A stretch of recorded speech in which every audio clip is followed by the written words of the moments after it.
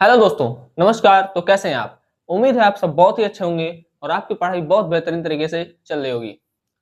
देखिए, आज हम फिर से उपस्थित हैं वही चैप्टर 3 धातु तथा अधातु के ब्लूप्रिंट्स क्वेश्चन के साथ।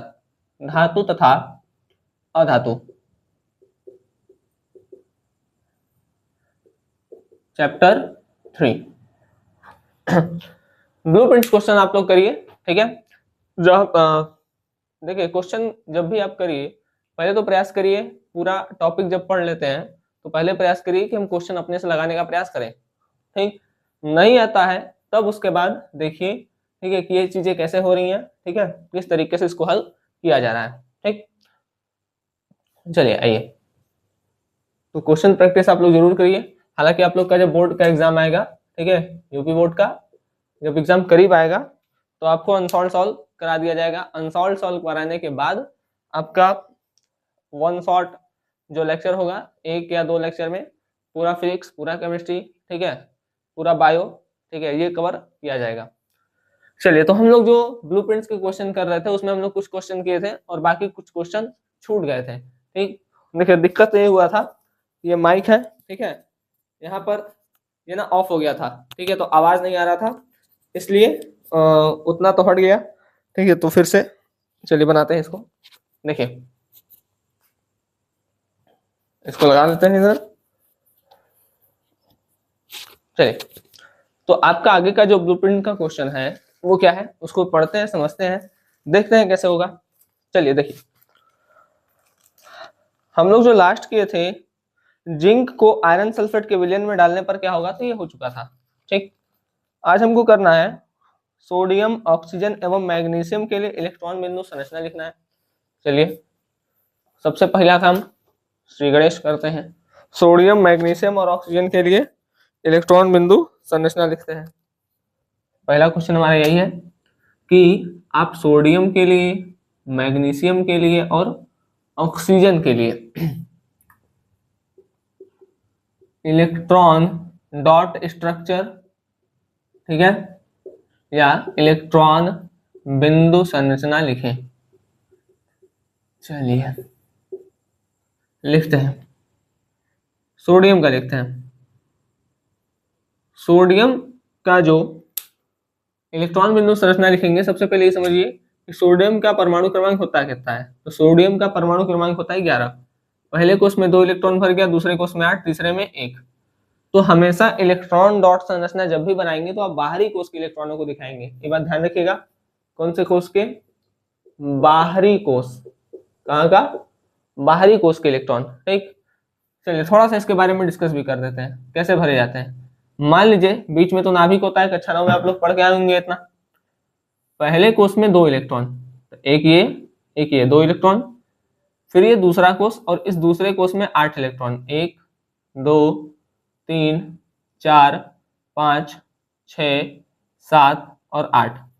ठीक, इससे अधिक नहीं होगा, 9 नहीं कर देंगे। पहले में अगर 2 भर रहा है तो 2 ही भरेगा, दूसरे में 8 भर रहा है तो 8 ही भरेगा, ठीक है, तीसरे में 18 भर रहा है तो 18 ही भरेगा, ठीक है।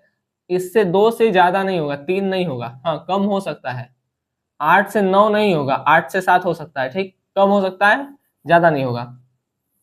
तीसरे में आते हैं भाई, 8 तो भर गया दूसरे में, तो तीसरे में 1 इलेक्ट्रॉन। अब सबसे बाहर के कोष में जो इलेक्ट्रॉन है, सबसे बाहर कोष ये है, इसमें कितना इलेक्ट्रॉन है? 1। ठीक है, तो बाहरी कोष के इलेक्ट्रॉन को ही इलेक्ट्रॉन बिंदु संरचना में दिखाते हैं। ठीक है, तो ये बाहर का कोष है, तो बाहर कोष में 1 इलेक्ट्रॉन है, तो सोडियम के ऊपर क्या कर देंगे, 1 इलेक्ट्रॉन ऐसे लगा देंगे। ठीक, ये हो गया सोडियम। बात समझ में आ गया? ये हो गया सोडियम। अब आते हैं मैग्नीशियम पर। मैग्नीशियम का परमाणु क्रमांक है 12। ये होता है 2 8 2। ठीक है, पहले कोष में 2, दूसरे में 8, तीसरे में 18 भर सकता है, लेकिन नहीं है तो 2 ही भरेगा। अब बाहरी कोष में इसमें 2 आ जाएगा, तो Mg के ऊपर 2 प्लस 2 इलेक्ट्रॉन आ जाएगा, एक ये, ठीक, 2 आ गया। आप ऐसे करिए, आप ऐसे लगा दीजिए, एक इधर कर दीजिए, एक इधर कर दीजिए, ठीक है। 2 दिखाना है सिंगल तो आप कैसे भी दिखा सकते हैं, ऐसे लिखा दीजिए, ठीक है, कोई दिक्कत नहीं है। तो ये हो गया मैग्नीशियम का। अब आते हैं ऑक्सीजन पे। ऑक्सीजन का परमाणु क्रमांक होता है 8। पहले कोष में 2 इलेक्ट्रॉन, दूसरे में 8 भर सकते हैं, लेकिन 8 भर देंगे तो 8 2 10 हो जाएगा, तो दूसरे में 6 भराएगा, तो अब 6 2 8।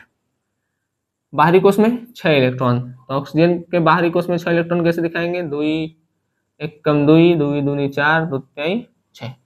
ठीक है, तो ये सोडियम, मैग्नीशियम और ऑक्सीजन के इलेक्ट्रॉन बिंदु संरचना को दिखाने का तरीका है। ठीक, तो इसे रिपीट कर देते हैं, सुनिए। सोडियम, मैग्नीशियम और ऑक्सीजन का हमसे क्या पूछ रहा है, इलेक्ट्रॉन बिंदु संरचना। इलेक्ट्रॉन बिंदु संरचना में हमेशा कौन से कोष के इलेक्ट्रॉन को रखते हैं, तो बाहरी कोष के। ठीक है, बाहरी कोष अभी बताएं, जैसे मान लीजिए सोडियम है, तो पहले में 2 इलेक्ट्रॉन भरा गया, दूसरे में 8 इलेक्ट्रॉन भरा गया, 8 2 10, तो 10 और 1 बचा, तो 1 इलेक्ट्रॉन सबसे बाहर चला जाएगा। पहले में 2 भर रहा है तो 2 ही भरेगा, आप लोग 9 में पढ़े होंगे। ठीक है, 2n² के नाम से एक फॉर्मूला पढ़े होंगे, 2n²। ये बताता है कि किस कोष में कितना इलेक्ट्रॉन भरेंगे। पहले कोष में होगा तो n की जगह 1 रख दीजिएगा, दूसरा कोष होगा तो n की जगह 2 रख दीजिएगा, तीसरा कोष होगा तो n की जगह 3 रख दीजिएगा, और चौथा कोष होगा तो n की जगह 4 रख दीजिएगा। ठीक है, उसको सॉल्व करेंगे तो आपको पता चल जाएगा कि किस कोष में कितना इलेक्ट्रॉन भरा जाता है। जैसे अगर यहाँ 1 रखेंगे तो 1 का स्क्वायर 1 और 1 2 जा 2, 2 रखेंगे 2 2 जा 4, 4 2 जा 8। ठीक है, तो कहने का मतलब है कि इतना ही भराएगा ना, इससे ऊपर नहीं होगा, इससे नीचे जा सकता है। ठीक, अभी पीछे हम आपको बताए हमें चीज। मैग्नीशियम में 2 8 2, उसमें 12 होता है तो 2 और चल जाएगा। ठीक है, बाहरी कोष में 2 इलेक्ट्रॉन तो 2 दिखाएंगे, इसमें बाहरी कोष में 6 इलेक्ट्रॉन तो 6 दिखाएंगे। ठीक, 6 इलेक्ट्रॉनों को दिखाना पड़ेगा। ठीक है, चलिए, उम्मीद है चीजें समझ में आ गई होंगी। बढ़ते हैं आगे।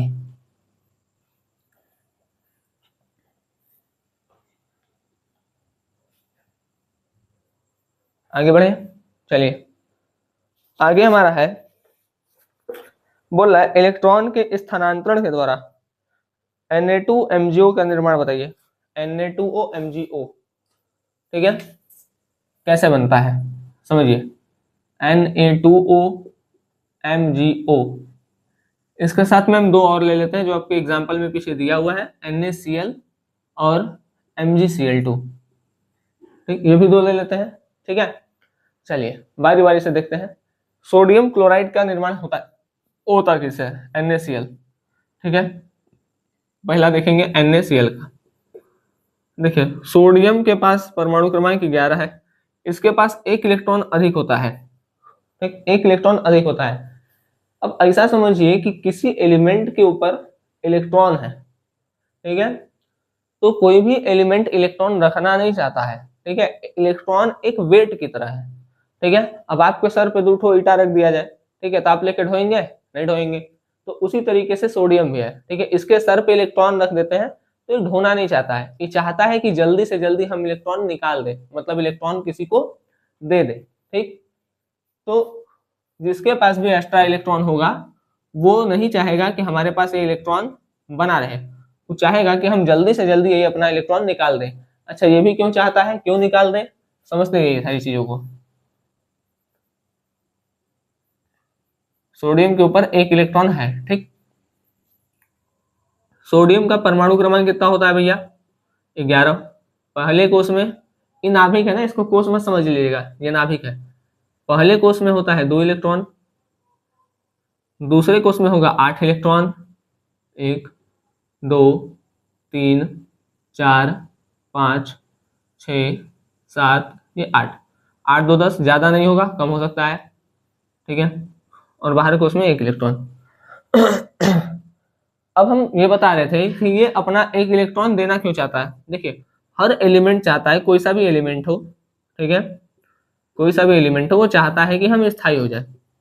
हम क्या हो जाए, हम स्थायी हो जाए, अर्थात हम स्टेबल हो जाए। ठीक, हर एलिमेंट चाहता है कि हम क्या हो जाए, स्टेबल हो जाए।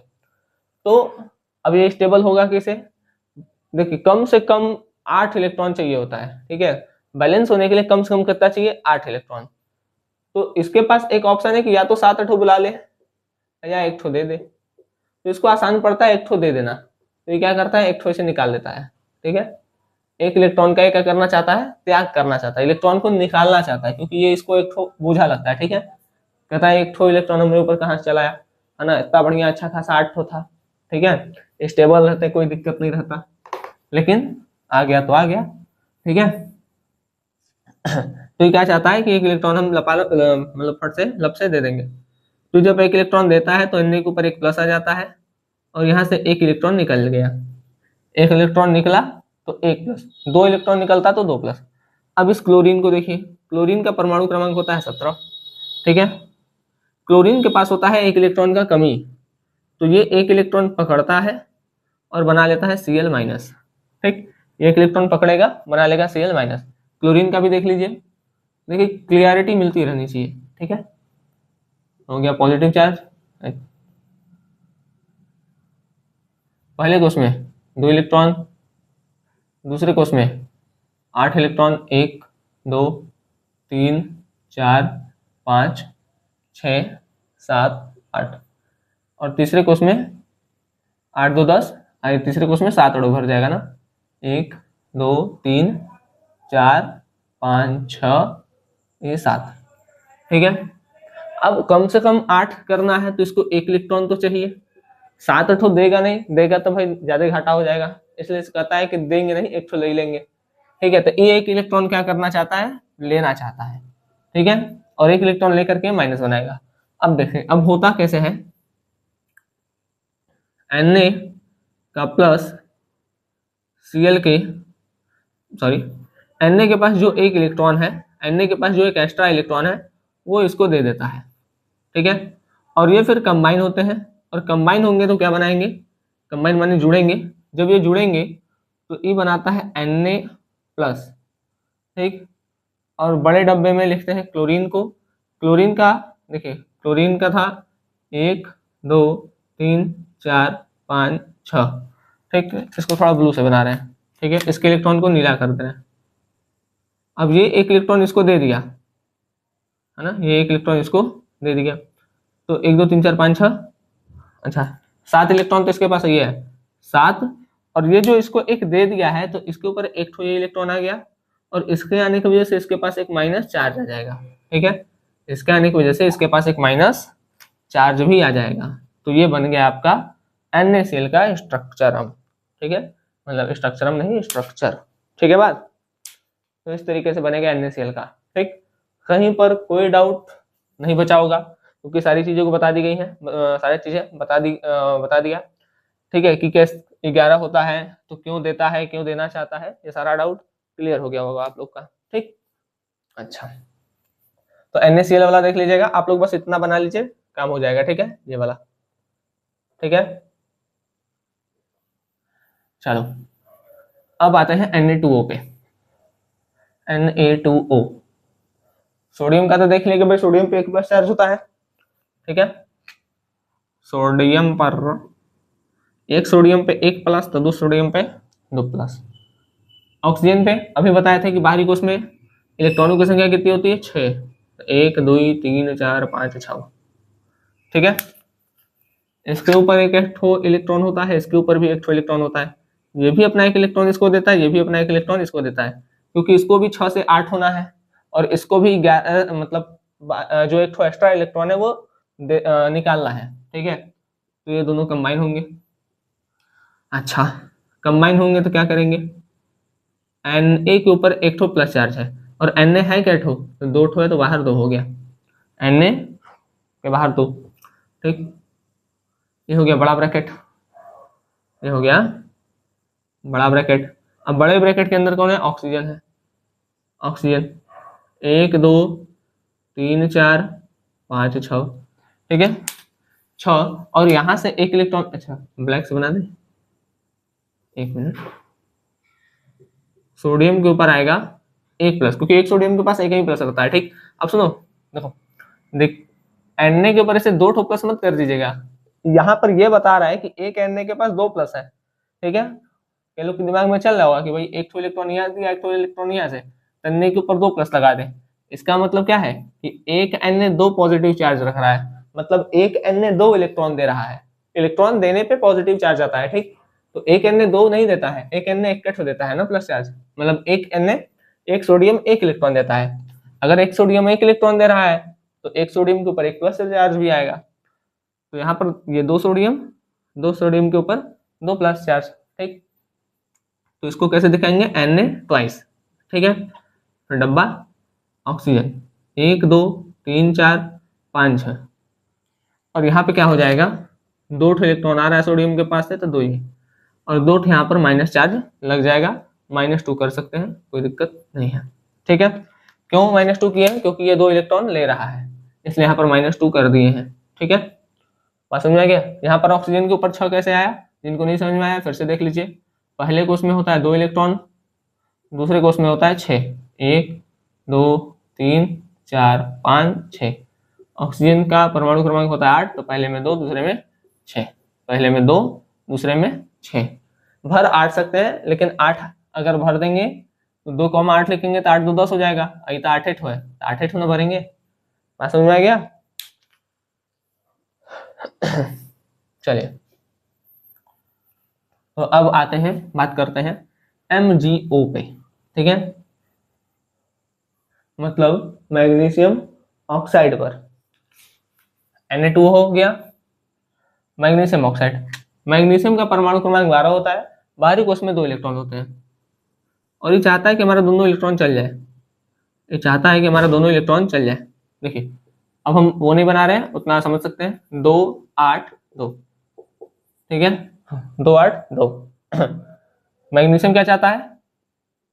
मैग्नीशियम क्या चाहता है? मैग्नीशियम चाहता है कि हमारे पास जो 2 इलेक्ट्रॉन है वो दोनों इलेक्ट्रॉन निकल ले। अच्छा, किसके पास जाएगा? तो इधर ऑक्सीजन भैया बैठे हैं, इनके पास 6 इलेक्ट्रॉन है।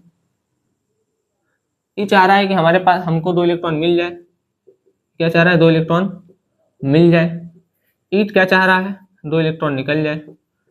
अच्छा, ये सब चाहम चाही क्यों कर रहे हैं? सब चाहम चाही इसलिए कर रहे हैं क्योंकि सब बैलेंस हो सके, सॉरी सब स्टेबल हो सके ना, स्थायी हो सके, 2 इलेक्ट्रॉन निकल जाए। तो ये निकलने के लिए सॉरी, जो मैग्नीशियम है वो इलेक्ट्रॉन निकालने के लिए घबरा रहा है, और जो ऑक्सीजन है वो इलेक्ट्रॉन पाने के लिए घबरा रहा है। ठीक है, चलिए, तो होता क्या है कि मैग्नीशियम दे देता है। ठीक है, दानी आदमी है, क्योंकि देगा तभी स्टेबल होगा। ठीक है, तो दे दिया, ये भी दे दिया। ठीक है, दान दे के आदमी हमेशा सुख का अनुभव करता है, तो ये दान दिया तो एकदम सुख का अनुभव कर रहा है, इसके पास सकारात्मक ऊर्जा आ रही है। ठीक, सुनो, इलेक्ट्रॉन दिया, ठीक है, दे दिया, तो ये मिल करके क्या करेगा? देखो, अब एक Mg के पास कितना प्लस? 2 plus charge. ठीक, और एक है ऑक्सीजन, ऑक्सीजन के बाहरी कोष में 1 2 3 4 5 6। ठीक, और 2 इलेक्ट्रॉन ही पा रहा है, कहाँ से? 2 इलेक्ट्रॉन ऑक्सीजन पा रहा है मैग्नीशियम के पास से, तो 2 इलेक्ट्रॉन यहाँ आ गया, और यहाँ पे हो जाएगा -2, क्योंकि 2 इलेक्ट्रॉन ग्रहण कर रहा है। ठीक है, 2 इलेक्ट्रॉन क्या कर रहा है? ये ग्रहण कर रहा है। ठीक है बात? अच्छा, बात समझ में आ गया? प्लस चार्ज क्यों आ रहा है? क्योंकि दे रहा है। ठीक है, जैसे आप भी कभी दान वान देते होंगे, ठीक है, किसी गरीब को, तो थोड़ा सा अच्छा लगता है अंदर से, है ना, एक फीलिंग आता है, पॉजिटिव फीलिंग होता है। ठीक है, चलिए, तो ये हो गया MgO का। अब आता है MgCl2। आपके बुक में MgCl2 का बनाया भी है, ठीक है, आप वहां से भी देख सकते हैं, यहाँ पर तो हम बता ही रहे हैं MgCl2। ठीक है, मैग्नीशियम के पास कितना इलेक्ट्रॉन रहेगा? 2। अब सुन, एक क्लोरीन को तो भाई कितना चाहिए? इसके पास 7 पहले से है, 1 2 3 4 5 6 7। ठीक, 1 2 3 4 5 6 5 6 ये 7। ठीक, इसके पास कितना इलेक्ट्रॉन है? इसके पास है 2 इलेक्ट्रॉन, एक ठो इसको थमाएगा, एक ठो इसको थमा देगा। ठीक है, और ये मिल करके क्या बना लेगा? MgCl2। Mg चूंकि 2 इलेक्ट्रॉन दे रहा है, तो Mg के ऊपर आ जाएगा 2 ठो प्लस Cl। ठीक है, अच्छा, Cl कितना है? 2 ठो है, तो Cl2। ठीक है, 1 मिनट, 1 2 3 4 5 6। ठीक, अब 2 इलेक्ट्रॉन ले रहा था, 5 6 1 7, 5 6 1 7 8 होता है, तो 7। ठीक, एक क्लोरीन 1 इलेक्ट्रॉन ले रहा है, तो बना देते हैं। ठीक है, अब ऐसा ऐसा है गठो, तो ऐसा 2 ठो है। ठीक है, तो Cl2, इसके ऊपर क्या लगा देते हैं? माइनस। ठीक है, डब्बा क्लोज। ठीक है बात? चलिए, तो ये आपका MgCl2 वाला भी होता है समाप्त। ठीक है, आगे बढ़ते हैं। अब आगे क्या देखेंगे? देखिए, आगे हमारा है, आगे क्या है हमारा,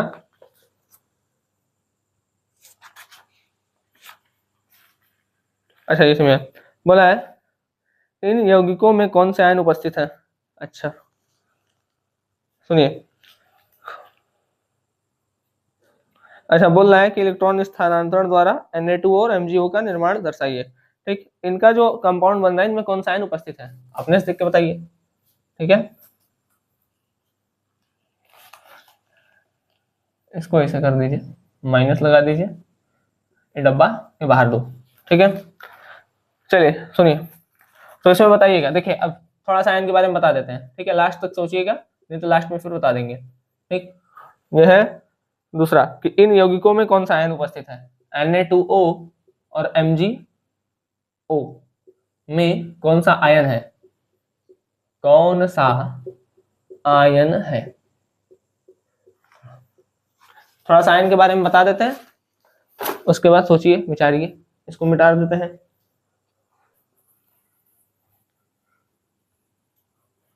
देखिए आयन दो टाइप के होते हैं। ठीक, आयन के टाइप के होंगे दो, एक धन आयन मतलब धन आयन कहते हैं जिसको, एक ऋण आयन जिसको हम ऋण आयन कहते हैं।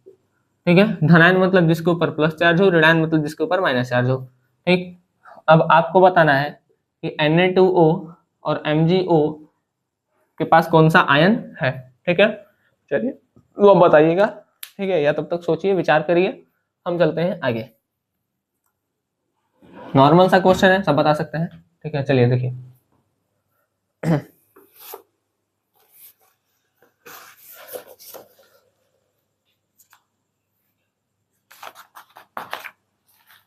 हाँ, दूसरा क्वेश्चन है आयनिक यौगिकों का गलनांक उच्च क्यों होता है।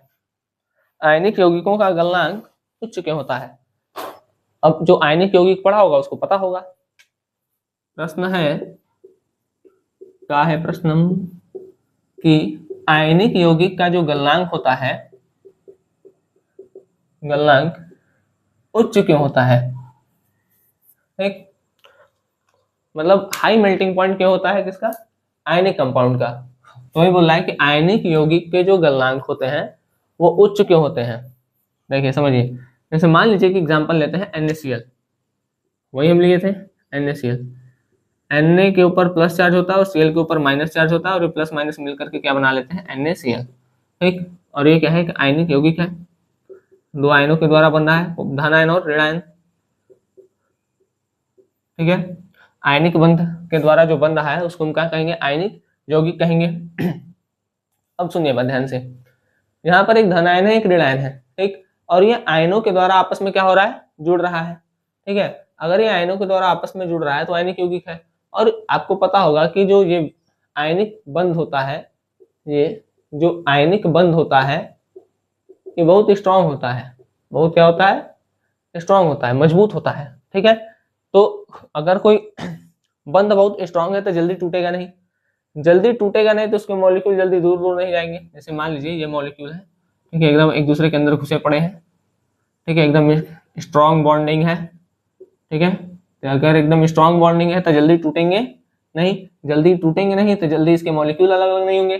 जब जल्दी मॉलिक्यूल अलग अलग नहीं होंगे या दूर दूर नहीं जाएंगे तो वो जल्दी गलेंगे नहीं। ठीक है, और जल्दी नहीं गलने इसका मतलब क्या है, देरी से गल रहे हैं। देरी से गलने का मतलब क्या है कि हमको टेम्परेचर लगातार क्या करना पड़ रहा है, बढ़ाना पड़ रहा है। ठीक है, तो आप जवाब में क्या लिखेंगे कि आयनिक यौगिक के गलनांक उच्च होते हैं क्योंकि इनमें आयनिक बंध होता है और आयनिक बंध एक मजबूत बंध है। ठीक है, इस कारण से ये जल्दी गलते नहीं है। ठीक है, चलिए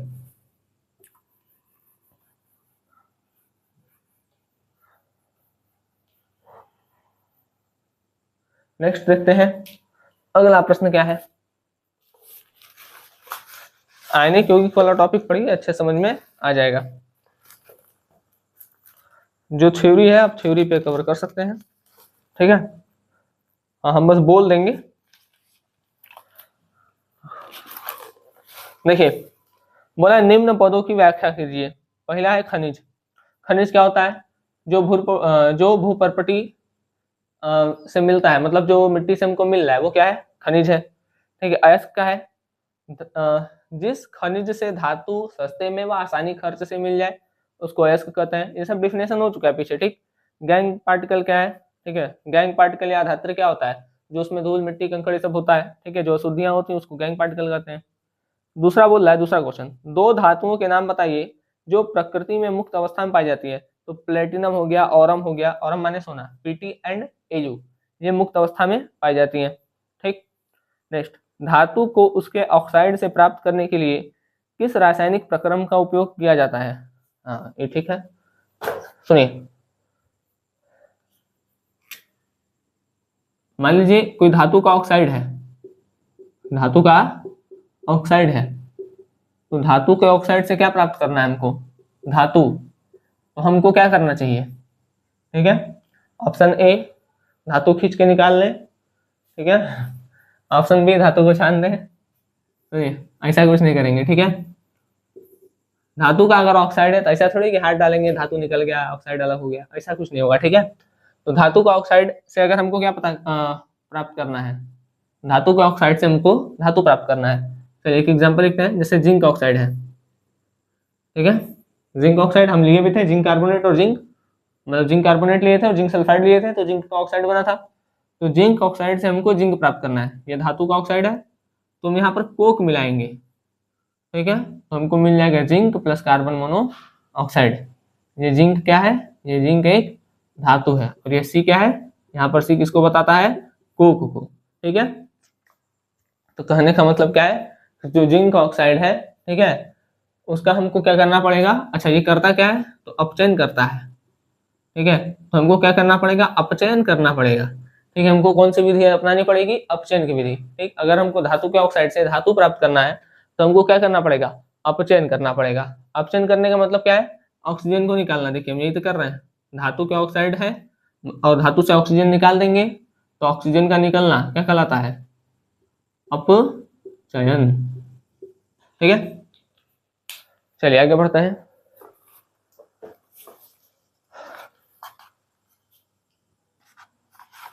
ये आपका लास्ट ब्लूप्रिंट क्वेश्चंस का, चलिए इसको भी देखते हैं। एक दो थ्योरी है इसमें, एक थोड़ा सा तालिका बना करके है, तो उसको समझते हैं। समझिए यहाँ पर देखिए,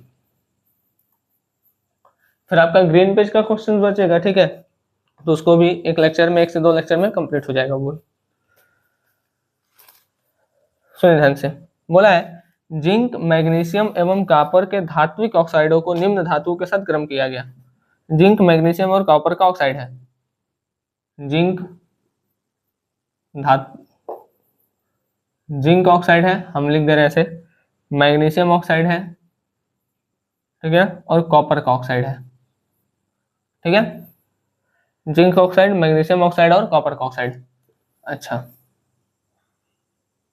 इसको हीट किया जा रहा है, जिंक ऑक्साइड को जिंक के साथ, फिर जिंक ऑक्साइड को मैग्नीशियम के साथ। अच्छा, ये उसी तरीके से है जैसा अभी हम आपको पीछे एक बनाए थे, ठीक है। तो बोल रहा है क्या होगा, ठीक है, बोला है किस स्थिति में विस्थापन अभिक्रिया घटित होगी, मतलब किस स्थिति में विस्थापन होगा, विस्थापन होगा। चलिए इसके लिए सक्रियता श्रेणी याद होना चाहिए आप लोग को। पूछ रहा है कहां पर विस्थापन संभव है। सक्रियता श्रेणी क्या है, काशी, नाथ, का, माली, आलू, जरा, टीके, पकाता है, कौन है, आगे आओ, ठीक। इसको जितनी बार लिखेंगे अच्छे से याद होता चला जाएगा। अब सुनिए, जिंक ऑक्साइड से जिंक को हटाना है, ठीक है, तो भाई जिंक इसी से यही कैसे हट जाएगा, ठीक है, ये अपने आप को तो हटा नहीं देगा, ठीक है, तो यहाँ पर कुछ होगा नहीं। तो जिंक ऑक्साइड से मैग्नीशियम, अब मैग्नीशियम कहाँ है, तो मैग्नीशियम है यहाँ पर, मैग्नीशियम कहाँ पर है, तो मैग्नीशियम है यहाँ पर, जिंक कहाँ पे है, तो यहाँ पर। तो मैग्नीशियम जिंक को क्या कर सकता है, हटा सकता है। तो मैग्नीशियम से जब जिंक ऑक्साइड का रिएक्शन कराएंगे, मैग्नीशियम से जब जिंक ऑक्साइड का रिएक्शन कराएंगे तो बन जाएगा मैग्नीशियम ऑक्साइड प्लस जिंक, मतलब ये जिंक को विस्थापित कर सकता है, ठीक है। कॉपर, कॉपर कहाँ है, जिंक के नीचे, तो नीचे वाला ऊपर वाले को विस्थापित नहीं कर सकता, नीचे वाला जो है ऊपर वाले को विस्थापित नहीं कर सकता, ठीक है बात। मतलब यहाँ पर रिएक्शन नहीं होगा। ठीक, अब आते हैं अगले बात पर। अब देखें मैग्नीशियम ऑक्साइड का क्रिया जिंक से हो जाए, मैग्नीशियम ऑक्साइड की क्रिया जिंक से हो जाए, ठीक है। तो एक बात बताइए, अभी हम आपको क्या बताएं कि ऊपर वाला नीचे वाले को हटा सकता है, ठीक है, लेकिन नीचे वाला ऊपर वाले को हटा नहीं सकता। अब यहाँ पर जिंक अकेला है, यहाँ पर मैग्नीशियम का ऑक्साइड है, तो जिंक मैग्नीशियम के ऑक्साइड में से मैग्नीशियम को निकाल पाएगा? नहीं निकाल पाएगा, ये भी नहीं होगा, ठीक है। वही चीज है, कॉपर निकाल देगा? कॉपर है कहाँ? तो और नीचे है, ये भी नहीं निकाल पाएगा, मतलब यहाँ पर विस्थापन की अभिक्रिया नहीं होगी, ठीक है। अच्छा, कॉपर ऑक्साइड जिंक, जिंक कहाँ है? ऊपर है, ये कॉपर को क्या कर सकता है? हटा सकता है, मतलब यहाँ पर विस्थापन होगा, ठीक है। मैग्नीशियम ऑक्साइड था ना, हाँ ठीक है, मैग्नीशियम ऑक्साइड ये है, ठीक है। ये दूसरा वाला, तो नीचे वाला जिंक भी है, नीचे वाला मैग्नीशियम भी, अच्छा मैं कॉपर भी है, तो नीचे वाला ऊपर वाले को हटा नहीं पाएगा, ठीक।